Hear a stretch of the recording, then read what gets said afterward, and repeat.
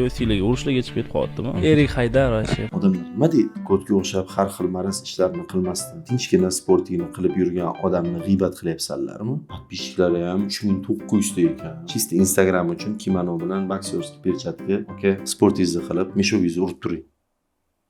To'g'risi borib, oktagonni sirk qilib yuborishdi. Bir-birlariga vizib tashab masxarabozlik qilib. Umuman mana shu yo'nalishni keng tarqalishiga juda katta hissa qo'shgan Conor Makgregor bilan Habib Nurmagomedov. Ana o'sha jangda haqiqiy o'sha sizlar aytayotgan masxarabozliklarning eng oliy nuqtasi bo'lgan. Podkast payti kimdir ko'p klaviaturani o'ynar ekan, orada ko'p ruscha ketib qolyapti. Rus qullari deyishsa bizni ruscha gapirganga. Shunaqa zamon yoshlari bor hozir. Ular unda inglizlarni tasarruf qilib yurgan bolalar bo'ladimi? Shunda qizlar bo'ladimi? Tramp aka, sochlaringizdan o'ynanib keting. I know English language.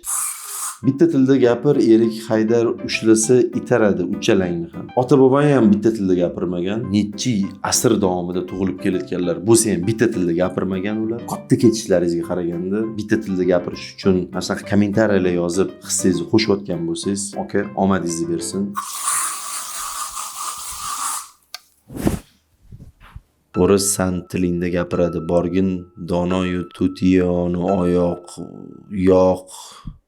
Mi o'zbekcha gapirsani o'ris bo'lsa ham palavina chort palavina shayton. Oka o'rischa gapirganiga asabiylashyapti-da, yozyapti. Shunaqa xatoyu g'alati o'zini fikrini yetkazib bera olmayapti. O'zbekchada oxirida o'zi ham palavina deb yuboryapti. Chort deyapti, shayton deyapti, deyapti, boshqa deyapti-da. Lekin stranitsasi Umar Umarov, aka. Surkatib yordingiz, lekin endi o'ris tilida gapiryapsan, nimadirlar deyapti-da. Qattiq qo'pol yozib, inshaalloh hajga boraman degan paradoksni beryapti-da. Главныйsini ochib qarasang, человек избегает тебя только тогда, когда знает, что предал тебя, deb sitata qo'yib qo'yapti.